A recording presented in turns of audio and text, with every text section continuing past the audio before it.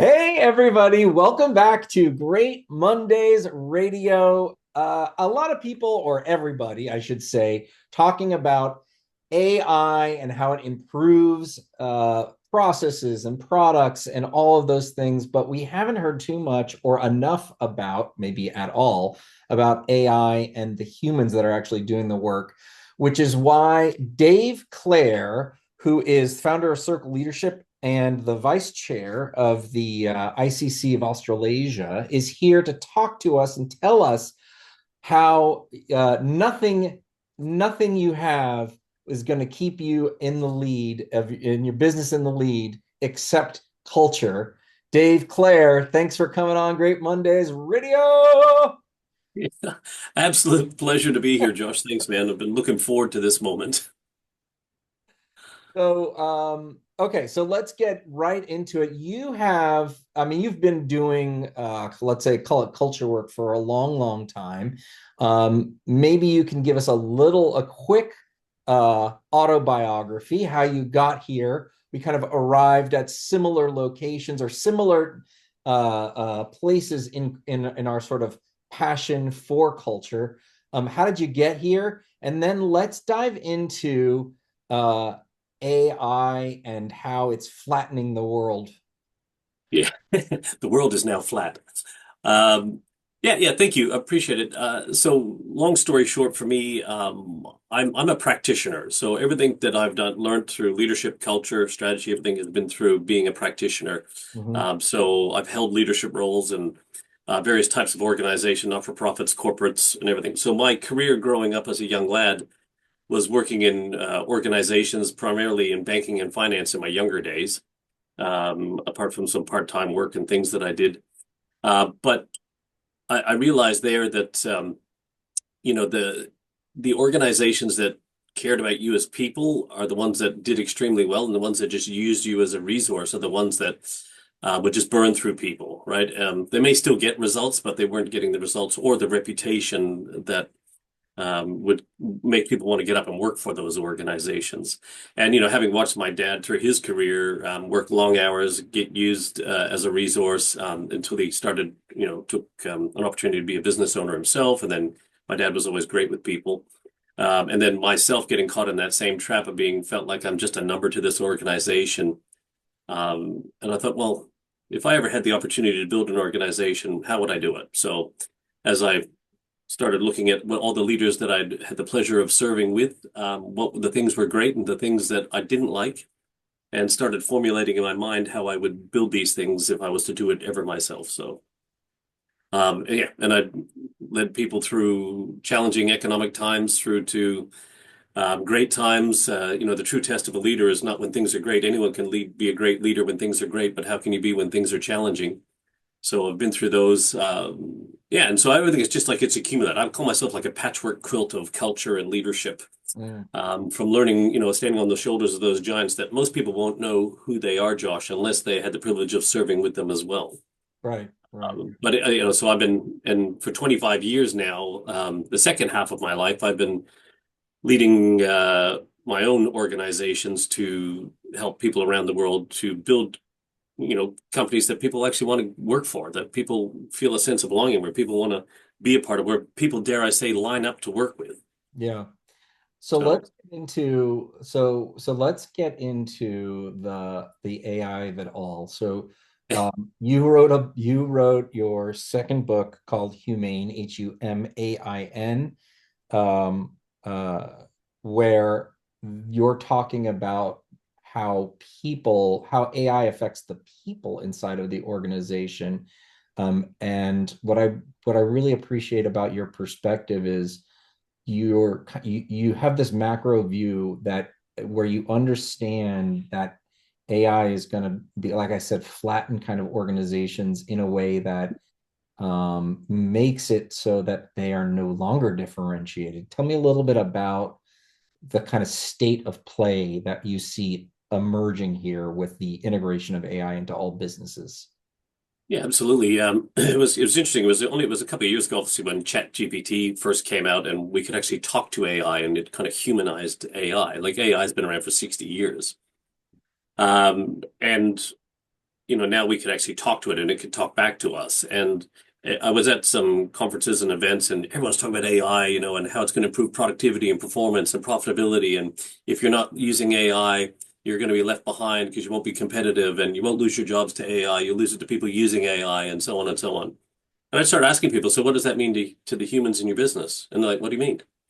And I'm like, nobody was talking about AI through the lens of people and culture. They're all looking at it as a business tool to, well, say, make their businesses competitive or stay competitive and more profitable.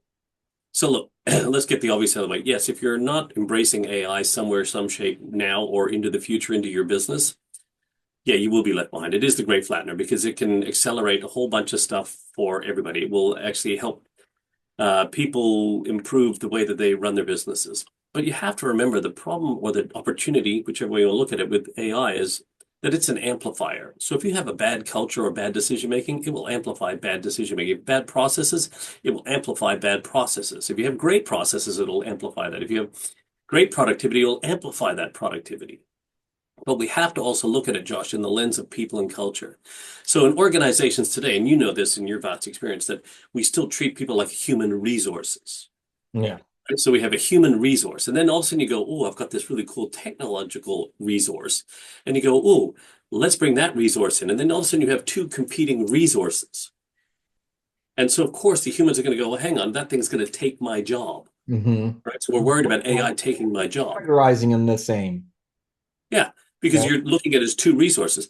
Yet if you looked at your people as human beings first, employees second, and said, hey, that work that you're doing, we want to free you up to do more of the stuff that humans do or should be doing, that creativity, the curiosity, the imagination, the intuition, the empathy that you have as a human being. We want to unleash that and we want to turn you into a superhero with our, clients or our customers or to improve things, to come up with new ideas. And I have this really amazing tool I'd like to give you. Your people are going to go, give me that tool.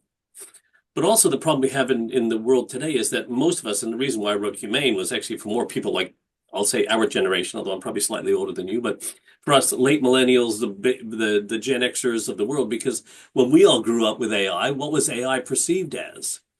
AI was always the villain in most things, right? That's So right. we're Exactly. Yeah. right. So, Hal in Space Odyssey, and you've got the Terminator and all these things. So we have this fear. So I thought the best way to deal with fear is education. And the best way to educate is with entertainment. So I wrote an educationally entertaining book on how AI will impact the workplace. So leaders and people in organizations could go, hey, how do we unleash this stuff that's human and give the tools to be able to amplify that humanity?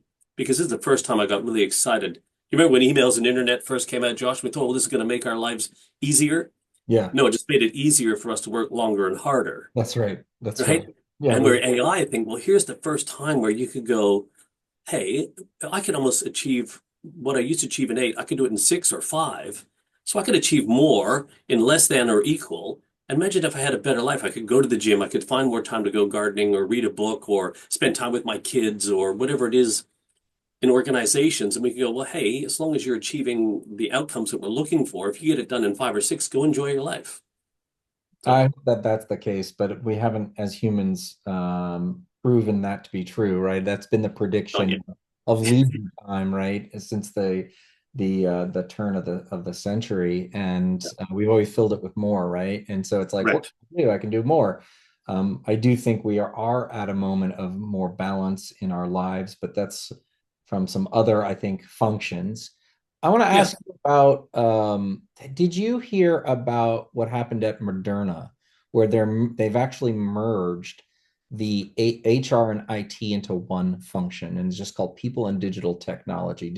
Have you heard about this? Have you read? No, I did not hear that. I'll have to look that. Yeah, so this is really interesting, and I thought, God, this is the first, I think, real organizational structural change that has occurred in recent memory and it's because of tech, because of AI. And I just thought of I looked it up as you were talking because you said that we are thinking about the AI as a resource and the humans as a resource. Yep. And I wonder if, and this is new, so we don't know, right? It's an interesting signal, but it's one thing. It's interesting to think about how or to interpret as we learn more what it means, what their intention is when you're thinking about merging HR and IT. Yeah. Yeah. Part of my brain's going, that doesn't make sense to me. But without any context around, Yeah. what they're thinking, that's not fair for me to judge it. But on the surface, I'm going, so yeah, I'll follow a conversation. I'll put the link to the article in the show yeah, notes, and then we can have a group discussion on LinkedIn about it. Um, okay, so AI, it's going to bring low performers or low businesses that are sort of low performing, low functioning up. It's going to bring high performing, high functioning companies. It's going to kind of not well, it's going to bring everybody kind of closer to them, right? We're going to bring yeah, the success or the outputs a little bit closer, right? We're compressing the bell curve. And yeah, so we no longer, we've been through these innovations, right? Where it was like, oh, quality assurance, and that's how we're going to become leaders in our organization, right? And then we're yeah, going we're going to start leaning into brand and design. And now we're going to now we all have beautiful apps and incredible UX and UI function. And then like innovation, right? All those things. And to me, what I hear you saying around AI, it's like AI is going to just accelerate all those things. They're going to bring them all together, and it's essentially there isn't going to be a differentiator. I can do that. I can make that thing. I can write that piece. I can create that workflow because all of the world's knowledge is just there. And yeah. so how do organizations, how should leaders think about their competitive advantage in a world of AI? Yeah. There's only one sustainable competitive advantage that every business has. And when AI can, to your point, close that gap, smaller businesses can actually get more done than they could have because they may not have been able to afford to bring in the humans and various other Exactly. things that they would want to help to do those things. Um, so there's only one true sustainable competitive advantage that every business has, and that's your ability to capture the spirit of your people. I've had a lot of, let's call it debates with people like, oh, but I'm not going to need as many people, so culture doesn't matter, right? I'm going to need less people going forward. And I'm, well, hang on, you might need less, but you'll still need the best, right? So yes, you might need less, but you'll still need the best. And you want to be able to attract and retain the best talent in your organization that can amplify, because once again, if AI is the great amplifier, if you have the most amazing human beings working in your organization and they have access to all the AI systems, tools, processes that you can have, you will amplify the magnificence of that team. So in the end, it's your culture, obviously, is the thing that actually is your sustainable competitive advantage. And if you can use AI, which you should, and you have people who want to embrace AI to turn them into superheroes, you can like, hey, I want you to unleash your humanity on the world, but I'm going to give you all these really cool tools to do it. And that's what we need to be thinking about. So yes, you'll need less, but you'll still need the best. But culture is the one thing that will differentiate you from your competitors when everyone else can have everything the exact same software, technology, processes, product, services, bricks and mortar, clicks and mortar, doesn't matter. It's going to come down to your culture. Yeah, yeah. It's the the aspect of these humans and how they interact is really, really powerful. And I want to, before we push it forward, I want to I want to interrogate your phrasing there. Okay. Capture the spirit of your people. Yes. And I caught that because or here's how I am interpreting the reason why you're talking about it like that, and then you can tell me how wrong I am. Which is people, you do want the best people, but people come and go, Yep. and you need to be able to create some sort of system that doesn't where a gap doesn't occur when you've got your top people that leave. It becomes really problematic. Is that what you're thinking about the spirit, or tell me more about that? Right. So first again, like in today's world, please understand that you might have people there for 6 months, 12 months, 36 months, 3 months, a week. It doesn't matter depending, like, as we live in a gig economy, a liquid workforce with technology, you might, this jobs for life concept is something that, we talk to organizations about. Don't bother measuring attrition and retention because, you could be retaining talent, but it might not be the right talent. It's going to help you get to where you need to go. And people will be more nomadic if you want from a career point of view. Totally understand that. So you have to have a culture that captures the spirit of people. So whether they're there for a short time, a long time, a great time, it doesn't matter. And the reason why I use spirit is because if you look at the word inspire, is to breathe spirit into, right? So when people go, I can't wait to be a part of that, and they're breathing in, you know that you've captured that spirit. They're inspired by the work that you're doing in this world. So at Circle Leadership, when we see a world where work positively impacts people and the planet, and you go, wow, that would be amazing, I know that you've been inspired by that. And when you have inspired humans working in your organization for a short time, long time, it does not matter, you will achieve monumental things. When you can be not just only the best in the world, but the best for the world. That's why we want to capture the spirit of people. So whenever they're there, and then when they do move on, guess what? They're still going to speak positively about your organization. Oh, that time I had working at Great Mondays was one of the best parts of my life. It was like amazing. I was so inspired by the work I got to do there, which led me to do this. Exactly. And I would even, Right? that's part of what an organization's employer value proposition should be, where it's like you will move on, Yeah. and Yeah. we're going to make you better for it.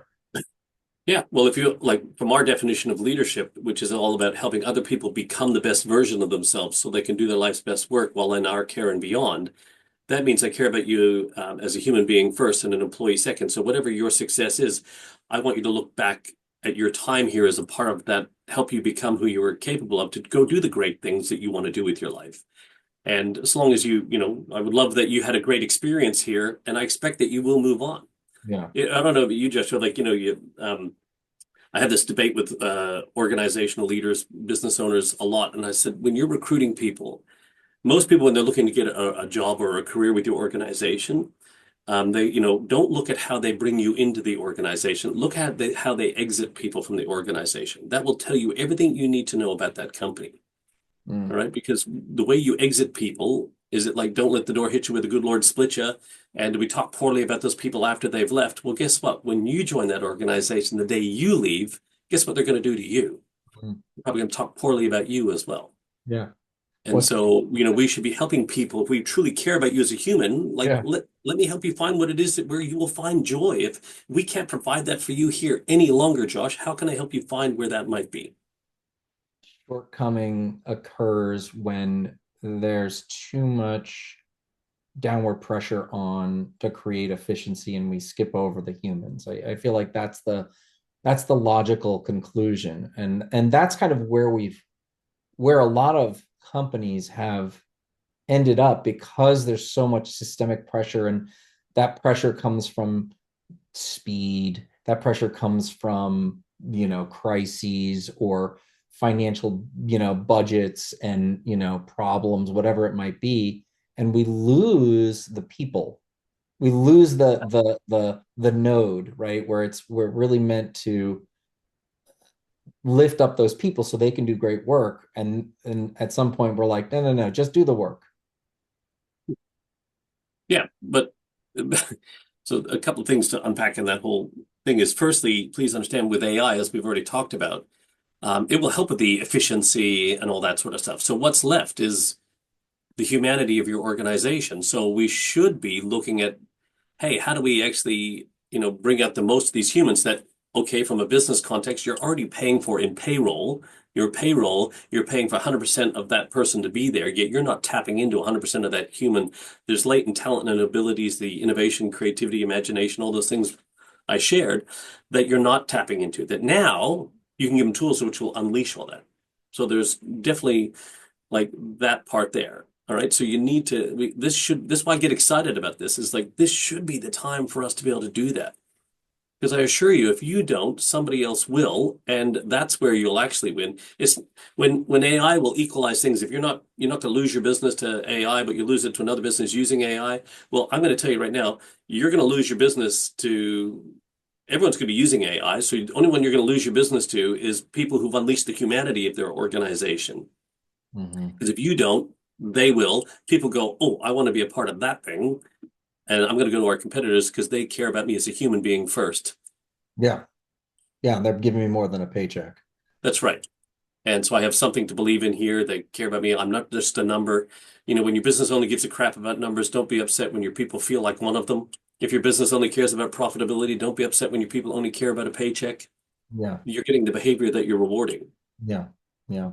All right. So let's say you have made an excellent case, and let's say someone, someone's listening right now, and they're like, "Great, totally Yep. get it. I get the vision." What's the first, as a leader, what is the first thing that they need to do? What is one thing that they can, what's the step in the right direction to start to capture the spirit of the people inside the organization? The very first thing, which most organizations don't have clearly defined, is their purpose. Why does our business exist? What is the problem we're passionate about solving for the people? Our passion, where it collides with their problem, whoever there is, the people we want to evolve and stay relevant in the hearts and minds of. So where our passion collides with their problem, the crossroads there is where our purpose lies. And you get that right because nobody jumps out of bed in the morning and goes, gee, I can't wait to be an expendable commodity or a means to an end today, or I can't wait to make Josh rich today. But boy, I get to get up and evolve the world of work. I get to go here. I get to, save lives ahead of time. I get to, construct and connect communities for a better tomorrow. I get to do this in this organization. And so you got to get that clear so people have something to believe in. And purpose is the seed of culture, and it's the first decision-making filter in any organization. So, but I find that most organizations, if they do have it, they haven't done it well, or they don't have it at all. Yeah, I agree with that. It's right. It's why you're showing up for work beyond making money. Yeah, And you gotta answer that question before employees start asking. Because yeah. it's too late if they start going, why the hell am I here? Why am I doing? Right. So purpose engages people, right? And people get engaged when they're in love. People propose marriage, which is called getting engaged, usually when they're in love, right? A So good people get good. engaged. So can you imagine if everybody loved getting out of bed in the morning, loved the work that they got to do in this world, and go, I love that I get to do this work in this world with this organization, with these people. On I just, fire. On yeah, fire. like I just say to people, like, I get up every day to do the work I love with the people I love doing it with for the people I love doing it for. And I just wish that upon everybody. So if you want to start anywhere, get your purpose right, because that's what engages people. And Right. people are engaged when they're in love. And they Yeah. love why they do what they do. Can you imagine that? You've been served by somebody who just loves what they're doing, where they're doing it, haven't you, as a consumer, as a customer? How does that feel? Yeah. It's amazing. Have you It, been served by somebody who doesn't love what they're doing, where they're doing it, or who they're doing it I'd like to with? see the manager, please. Yeah. Right. Right. So can you imagine if every human in your organization loved why and they had a personal connection to the public sense of purpose of that organization? I Yeah. had meaningful work, I had a personal connection to it. Like just that alone, if you just did that right, Josh, would transform your organization. Have you started to use AI to help your clients begin to create those systems in for inspiring their employees? Is it been something that you've looked into? Yeah, we've looked at AI as to, once again, augment or supplement our process that we do to help clients uncover their Yeah. purpose and their values and vision and mission and those things and map out their strategies and, build their narrative and story for their organization. But it can't, at this stage, can't do what we do to its fullest extent. But, once again, because when we're working with people, I'm looking at your facial expression, I'm looking at your physiology change, when you're looking like this really hitting, when I talk about the soul and DNA, like when we get in there and asking the questions that we ask and keep going and going, um, yeah, it can certainly help when we're playing with words because to us words matter and the order of words matter. So as we start to, hey, what do we mean when we say that? What would that look like expressed? We can use AI to help amplify that.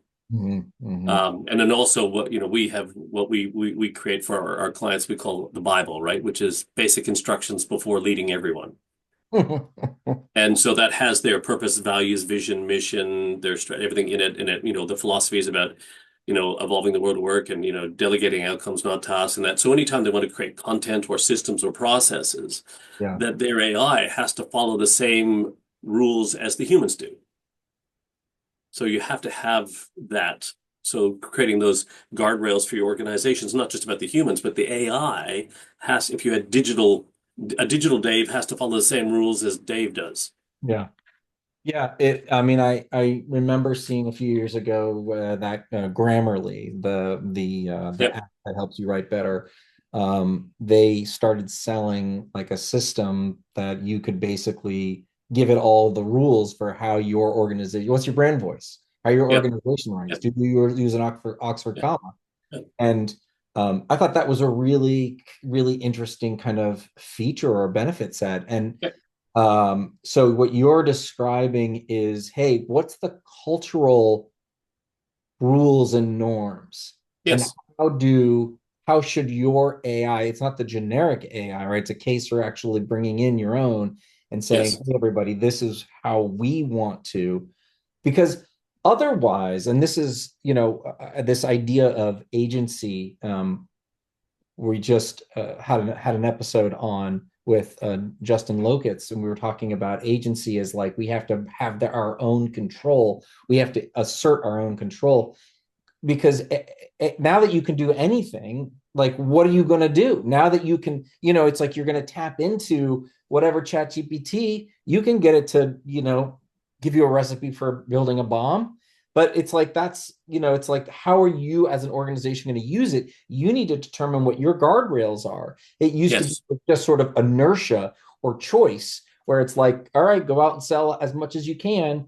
Now you can do whatever, and you need to be able to, as an organization, as a leader, as a manager, as an individual contributor, decide what are the boundaries that are going to help me do the right thing and Yeah. do it in the right way. Yes. And that's why, if the humans have to follow that, so does the AI. So this is the fascinating thing. And once again, a bit of the uniqueness in the way that we work with organizations to get clear on this stuff is, it's about making decisions, right? So what's a decision? What's a decision?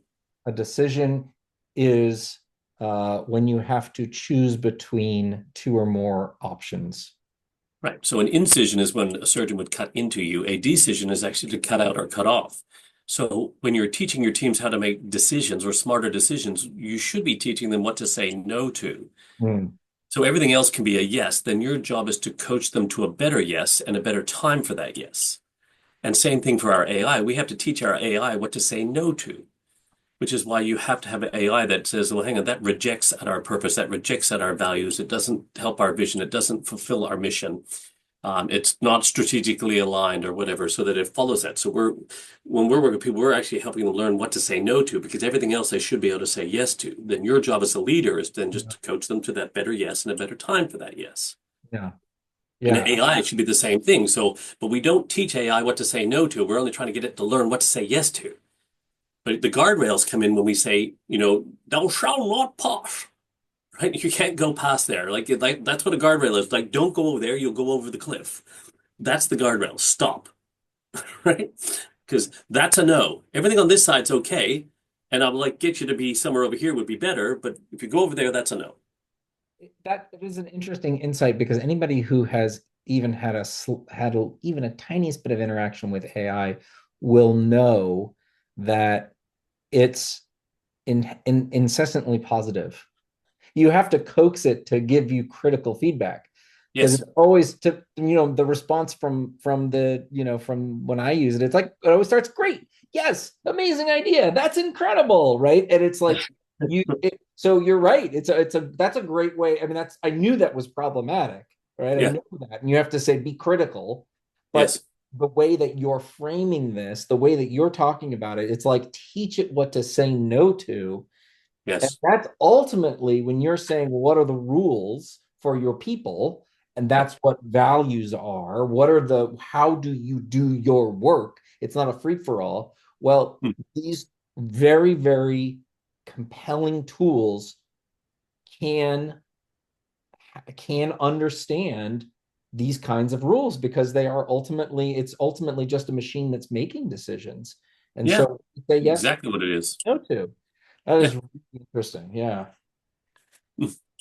Yeah, that's to me the one part that most people miss is they so busy trying to get it to do all these things for them without teaching it what to say no to.